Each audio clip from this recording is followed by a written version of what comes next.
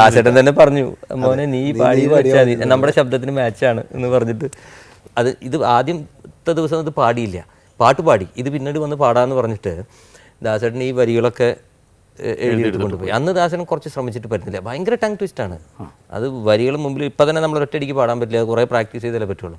ദാസേട്ടൻ അത് പറഞ്ഞിട്ട് ഓർക്കസ്ട്രക്കാർക്ക് റിഹേഴ്സലിൽ, അത് കഴിഞ്ഞിട്ട് ഒരു ഗാനമേള ഉണ്ടായിരുന്നു ഇവിടെ കൊച്ചിയിലെവിടെയോ, അവിടെ പോയി എല്ലാവർക്കും ഇവിടുത്തെ എല്ലാവരും ഇത് പഠിച്ച് പാടുന്ന, ആർക്കും പാടാൻ പറ്റുന്നില്ല. അവസാനം ദാസേട്ടൻ പ്രാക്ടീസ് ചെയ്ത് കുറച്ച് സ്ലോ സ്പീഡിലാണ്, ഒറിജിനൽ സ്പീഡ് കൂടുതലുണ്ട്.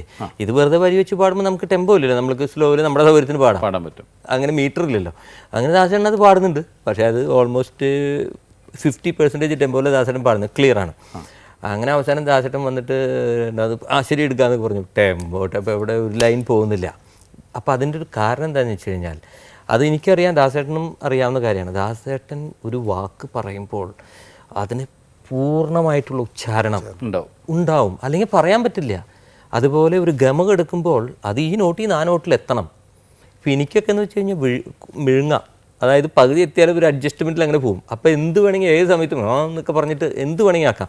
അതുപോലെ കളകളമിളകും ഒരു അരുവിയിലെ അലകളിൽ ഒരു കുളിരൊരു പുളകം എനിക്കിപ്പോൾ കിട്ടുന്നില്ല.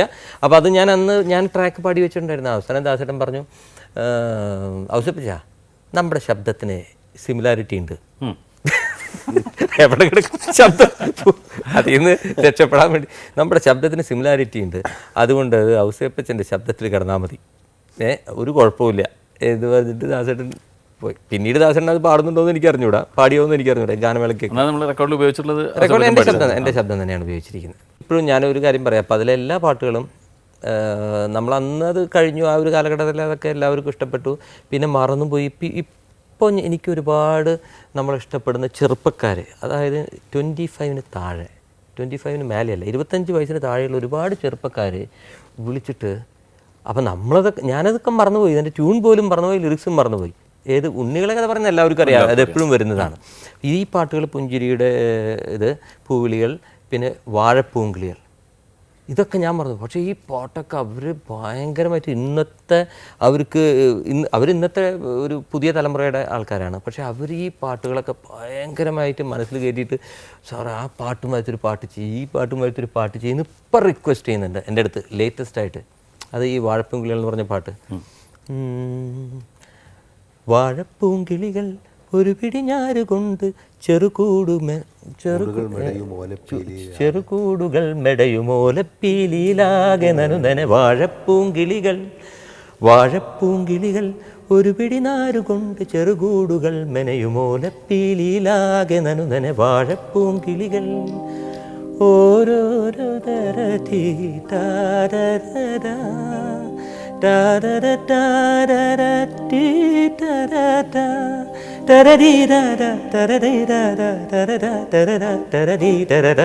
വാഴപ്പൂങ്കിളികൾ ഒരു പിടിഞ്ഞാരു കൊണ്ട് ചെറുകൂടുകൾ മെടയുമോല പീലിയിലാകെ നനുനനെ. വാഴപ്പൂങ്കിളികൾ, അതായത് 2 ഘട്ടമാണ് ഈ പാട്ടിന്.